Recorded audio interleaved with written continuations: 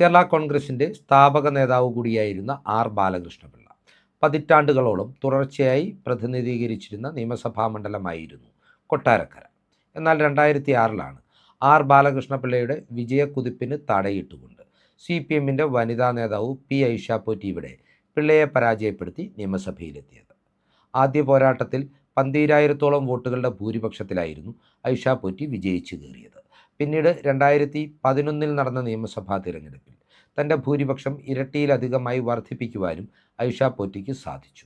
ഏറ്റവും ഒടുവിലായി അവർ നിയമസഭാ തിരഞ്ഞെടുപ്പിൽ മത്സരിച്ചത് 2016 അന്ന് ശക്തമായ ഇടതു തരംഗത്തിൻ്റെ കൂടി ആനുകൂല്യത്തിൽ 42,000-ലധികം വോട്ടുകളുടെ ഭൂരിപക്ഷത്തിലാണ് ഐഷ പോറ്റി CPMൻ്റെ പ്രതിനിധിയായി കേരള നിയമസഭയിൽ എത്തിയത്. പിന്നീട് 2021 ഐഷ പോറ്റിയെ മാറ്റി നിർത്തിക്കൊണ്ട് മുഖ്യമന്ത്രിയുടെ വിശ്വസ്തനായ ഇന്നത്തെ ധനകാര്യമന്ത്രി KN ബാലഗോപാൽ ഇവിടെ മത്സരത്തിനിറങ്ങിയപ്പോൾ കോൺഗ്രസ് സ്ഥാനാർത്ഥിയായിരുന്ന ആർ രശ്മിയെ കേവലം 10,000-ഓളം വോട്ടുകൾക്ക് മാത്രമാണ് അദ്ദേഹത്തിന് പരാജയപ്പെടുത്തുവാൻ കഴിഞ്ഞത്. ഏതൊക്കെയാണെങ്കിലും 2026 നിയമസഭാ തെരഞ്ഞെടുപ്പിൽ കൊട്ടാരക്കര നിയോജക മണ്ഡലം കേരളത്തിൻ്റെ ആകെ ശ്രദ്ധ ആകർഷിച്ചിരിക്കുന്നു എന്നതാണ് യാഥാർത്ഥ്യം. CPM കേന്ദ്രങ്ങളെ ഞെട്ടിച്ചുകൊണ്ടാണ് CPM ബന്ധം ഉപേക്ഷിച്ചുകൊണ്ട് ഐഷ പോറ്റി ഇപ്പോൾ UDF പാളയത്തിലേക്ക് എത്തുകയും കോൺഗ്രസിൽ അംഗത്വം സ്വീകരിക്കുകയും ചെയ്തിരിക്കുന്നത്. വരാനിരിക്കുന്ന നിയമസഭാ തിരഞ്ഞെടുപ്പിൽ പിണറായിസത്തിൻ്റെ ധാർഷ്ട്യത്തിനെതിരെ ഐഷ പോറ്റി UDFൻ്റെ സ്ഥാനാർത്ഥിയായി കോൺഗ്രസിൻ്റെ പ്രതിനിധിയായി കൊട്ടാരക്കര നിയോജക മണ്ഡലത്തിൽ മത്സരത്തിനിറങ്ങുമെന്ന കാര്യം ഇപ്പോൾ ഏറെക്കുറെ ഉറപ്പായിരിക്കുകയാണ്. CPMൻ്റെ പ്രതിനിധിയായി LDF സ്ഥാനാർത്ഥിയായി KN ബാലഗോപാൽ എന്ന മന്ത്രി തന്നെയായിരിക്കും മത്സരിക്കാൻ പോകുന്നത് എന്ന കാര്യത്തിലും തർക്കമില്ല. കോൺഗ്രസിൽ നിന്ന് ഈ ടിക്കറ്റ് അല്ലെങ്കിൽ കൊട്ടാരക്കര സീറ്റ് മോഹിച്ചുകൊണ്ടാണ് ബിഗ് ബോസ് താരമായിരുന്ന അഖിൽ മാരാർ ഏറെക്കാലങ്ങളായി രാഷ്ട്രീയ ഇടപെടലുകൾ നടത്തിയിരുന്നതും പിണറായി സർക്കാരിനെ വിമർശിച്ചിരുന്നതും കോൺഗ്രസ് നേതാക്കളെ പുകഴ്ത്തിയിരുന്നതും. എന്നാൽ ഐഷ പോറ്റിയുടെ കോൺഗ്രസിലേക്കുള്ള കടന്നുവരവ് അഖിൽ മാരാരുടെ ഈ കണക്കുകൂട്ടലുകളെയെല്ലാം തെറ്റിക്കുകയായിരുന്നു. ഐഷ പോറ്റിയുടെ കോൺഗ്രസ് പ്രവേശത്തോടെ കൊട്ടാരക്കരയിലെ UDF സ്ഥാനാർത്ഥിയാകുവാൻ 2026 തനിക്ക് അവസരം ലഭിക്കില്ല എന്ന് തിരിച്ചറിഞ്ഞ അഖിൽ മാരാർ ഇതുവരെ തള്ളിപ്പറഞ്ഞ BJPയിലേക്ക് അടുക്കുകയും 2020 NDA സഖ്യത്തിൻ്റെ ഭാഗമാകുകയും ചെയ്തു. ഏതൊക്കെയാണെങ്കിലും അഖിൽ മാരാറെ സംബന്ധിച്ചിടത്തോളം രാഷ്ട്രീയ ദീർഘവീക്ഷണത്തോടുകൂടി കഴിഞ്ഞ കുറേ കാലങ്ങളായി അദ്ദേഹം കോൺഗ്രസിനെ അനുകൂലിച്ച് നിലപാടെടുക്കുന്നുണ്ടെങ്കിൽ കൂടിയും അതിനു മുമ്പ് ഉണ്ടായിരുന്ന അഖിൽ മാരാരെക്കുറിച്ച് നാം ഒന്ന് പരിശോധിച്ച് നോക്കിയാൽ അക്ഷരാർത്ഥത്തിൽ ഒരു സംഘി ഛായുള്ള വ്യക്തിത്വമായി അദ്ദേഹത്തെ നമുക്ക് മനസ്സിലാക്കുവാൻ സാധിക്കും. അതുകൊണ്ട് തന്നെ ആട്ടിൻതോലിട്ട ചെന്നായയെപ്പോലെ ഒരു സീറ്റ് മോഹിച്ചായിരുന്നു UDFനൊപ്പമുള്ള അഖിൽ മാരാരുടെ പ്രവർത്തനങ്ങൾ എന്ന് തെളിയിക്കുന്നതായിരുന്നു 2020 BJP നേതൃത്വം നൽകുന്ന NDA മുന്നണിയിലേക്കുള്ള അദ്ദേഹത്തിൻ്റെ രാഷ്ട്രീയ പ്രവേശനം. അഖിൽ മാരാരുടെ രാഷ്ട്രീയ പ്രവേശനവും 2020 പ്രവേശനവുമായി ബന്ധപ്പെട്ട് നടത്തിയ പത്രസമ്മേളനത്തിൽ വരാനിരിക്കുന്ന നിയമസഭാ തിരഞ്ഞെടുപ്പിൽ അഖിൽ മാരാർ സ്ഥാനാർത്ഥിയാകുമെന്ന പ്രഖ്യാപനവും 2020 ചീഫ് കോർഡിനേറ്റർ സാബു ജേക്കബ് നടത്തിയിരുന്നു. എന്നാൽ മണ്ഡലം ഏത് എന്ന് തുറന്നു പറയുവാൻ അദ്ദേഹം തയ്യാറായില്ല. കാരണം 2020 മാത്രമല്ല BJP ഉൾപ്പെടെയുള്ള NDA ഘടകകക്ഷികൾ കൂടിയാലോചിച്ചു വേണം ഏതെല്ലാം സീറ്റിൽ ഏതൊക്കെ സ്ഥാനാർത്ഥികൾ മത്സരിക്കാൻ എന്ന് തീരുമാനിക്കുക എന്ന് വ്യക്തമാക്കിക്കൊണ്ടാണ് കൊട്ടാരക്കരയിൽ അഖിൽ മാരാർ മത്സരിക്കുമോ എന്ന ചോദ്യത്തിന് അഖിൽ മാരാർ മത്സരിക്കും, പക്ഷേ അത് കൊട്ടാരക്കരയിലാകുമോ എന്ന് ഉറപ്പില്ല എന്ന തരത്തിലൊരു വ്യാഖ്യാനം സാബു ജേക്കബ് അവതരിപ്പിച്ചത്. ആ പത്രസമ്മേളനത്തിൽ സാബു ജേക്കബ് ഇത് പറയുമ്പോൾ തന്നെ അഖിൽ മാരാർ അസ്വസ്ഥമായിരുന്നത് അദ്ദേഹത്തിൻ്റെ മുഖഭാവങ്ങളിൽ നിന്ന് തന്നെ വ്യക്തവുമാണ്. ഇപ്പോൾ ഏറ്റവും പുതുതായി പുറത്തു വരുന്നത് അഖിൽ മാരാരുടെ കൊട്ടാരക്കരയിലെ സ്ഥാനാർത്ഥി മോഹത്തിന് കനത്ത തിരിച്ചടിയായേക്കാൻ സാധ്യതയുള്ള ഒരു വാർത്തയാണ്. 2020 BJP ഈ കൊട്ടാരക്കര സീറ്റ് വിട്ടുകൊടുക്കുവാൻ സാധ്യതയില്ല എന്നും അഖിൽ മാരാർക്കപ്പുറം മറ്റൊരു വനിതാ നേതാവിനെ ഇവിടെ സ്ഥാനാർത്ഥിയാക്കുവാൻ BJP കരുനീക്കങ്ങൾ നടത്തുന്നുണ്ട് എന്നുള്ളതുമാണ് ഈ വാർത്ത.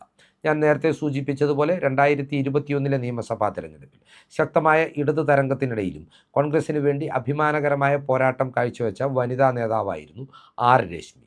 എന്നാൽ നിലവിലെ രാഷ്ട്രീയ സാഹചര്യങ്ങളിൽ രശ്മിയേക്കാൾ വിജയസാധ്യത ഐഷ പോറ്റിക്കാണെന്നുള്ള തിരിച്ചറിവിൻ്റെ കൂടി അടിസ്ഥാനത്തിലാണ് ഐഷ പോറ്റിയെ കൊട്ടാരക്കരയിൽ മത്സരിപ്പിക്കുവാൻ കോൺഗ്രസ് നേതൃത്വം തത്വത്തിൽ തീരുമാനമെടുത്തിരിക്കുന്നത്. ഈ തീരുമാനം ഏറ്റവും അധികം അസ്വസ്ഥയാക്കിയത് രശ്മിയെയാണ്. അതുകൊണ്ട് തന്നെ കോൺഗ്രസിൻ്റെ ഈ തീരുമാനത്തിന് പിന്നാലെ രശ്മി BJP നേതൃത്വവുമായി ബന്ധപ്പെട്ടുവെന്നും BJP പ്രവേശനവുമായി ബന്ധപ്പെട്ട ഇവരുടെ ചർച്ചകൾ അന്തിമഘട്ടത്തിലാണെന്നും റിപ്പോർട്ടുകൾ നേരത്തെ തന്നെ പുറത്തു വന്നിരിക്കുന്നു.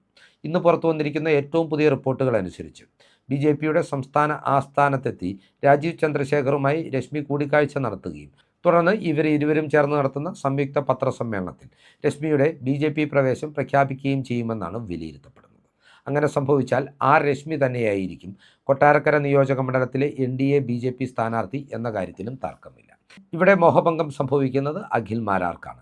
കടിച്ചതുമില്ല പിടിച്ചതുമില്ല എന്ന നിലയിലേക്കാണ് ബിഗ് ബോസ് ജേതാവ് കൂടിയായ അഖിൽ മാരാരുടെ രാഷ്ട്രീയ സ്വപ്നങ്ങൾ പൊലിയാൻ പോകുന്നത്. അഖിൽ മാരാരെ സംബന്ധിച്ചിടത്തോളം മണിക്കൂറുകൾക്കുള്ളിൽ തന്നെ സ്ഥാനാർത്ഥിത്വം നിഷേധിക്കപ്പെടുന്നതോടെ 2020 നിന്ന് അദ്ദേഹം കൂടുമാറുവാനുള്ള സാധ്യതകളും ശക്തമാണ്. കാരണം അഖിൽ മാരാർ മത്സരിക്കുവാൻ ആഗ്രഹിക്കുന്നതും വിജയസാധ്യതയുണ്ടെന്ന് പ്രതീക്ഷിക്കുന്നതും കൊട്ടാരക്കര നിയോജക മണ്ഡലത്തിലാണ്.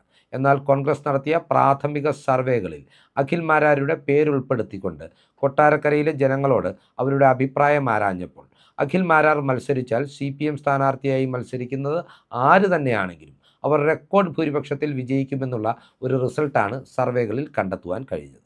അതിൻ്റെ കൂടി അടിസ്ഥാനത്തിലാണ് അഖിൽ മാരാരുടെ രാഷ്ട്രീയ മോഹങ്ങൾക്ക് കോൺഗ്രസ് കടിഞ്ഞാണിടുവാൻ ശ്രമിച്ചതും വേണമെങ്കിൽ പൊക്കോളൂ, തങ്ങൾ നിർബന്ധിച്ച് നിർത്തുന്നില്ല എന്നൊരു നിലപാട് അഖിൽ മാരാരോട് നേതൃത്വം സ്വീകരിച്ചതും. അതിനാൽ തന്നെ കോൺഗ്രസ് നേതൃത്വത്തോട് പകരം വീട്ടുവാനും തൻ്റെ ശക്തി തെളിയിക്കുവാനും BJPയുടെയും NDAയുടെയും സ്ഥാനാർത്ഥിയാകുവാൻ 2020 രാഷ്ട്രീയ പ്രവേശനം നടത്തി ശ്രമിച്ചുകൊണ്ടിരുന്ന അഖിൽ മാരാർക്ക് ആർ രശ്മിയുടെ സ്ഥാനാർത്ഥിത്വം ഇരുട്ടടിയായി മാറും. ആർ രശ്മി BJPയിലേക്ക് എത്തുന്നത് കൃത്യമായ ചില ധാരണകളുടെ അടിസ്ഥാനത്തിൽ തന്നെയാണ്. അവർ കൊട്ടാരക്കരയിലെ NDA സ്ഥാനാർത്ഥിയാകുവാനാണ് മത്സര രംഗത്തേക്ക് എത്തുന്നത്.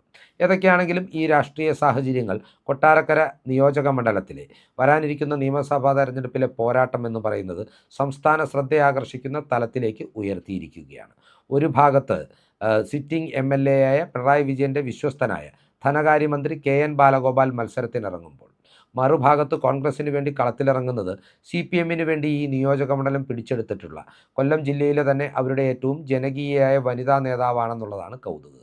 ഇതിനെല്ലാം പുറമെ 2021 നിയമസഭാ തെരഞ്ഞെടുപ്പിൽ കോൺഗ്രസ് സ്ഥാനാർത്ഥിയായി മത്സരിച്ച് അഭിമാനകരമായ പോരാട്ടം കാഴ്ചവെച്ച ആർ രശ്മി താമര ചിഹ്നത്തിൽ BJP സ്ഥാനാർത്ഥിയായി കൂടി എത്തുമ്പോൾ കൊട്ടാരക്കരയിലെ വോട്ടർമാരെ സംബന്ധിച്ചിടത്തോളം വളരെ ടഫായിട്ടുള്ള ഒരു ഡിസിഷൻ സ്വീകരിക്കേണ്ട സമയമാണ്.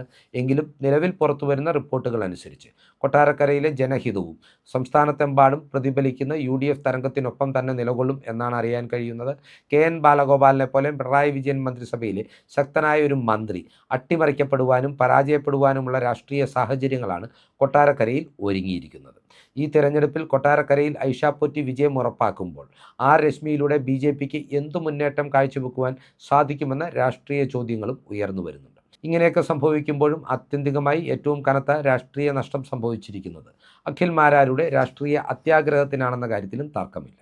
ഈ രാഷ്ട്രീയ ചിന്തകൾ പ്രേക്ഷകർക്കായി പങ്കുവെച്ചുകൊണ്ട് ഈ വീഡിയോ ഇവിടെ അവസാനിപ്പിക്കുകയാണ്. കൂടുതൽ രാഷ്ട്രീയ വാർത്തകൾക്കും വിശകലനങ്ങൾക്കുമായി ഞങ്ങളുടെ ചാനൽ സബ്സ്ക്രൈബ് ചെയ്യുക. നന്ദി.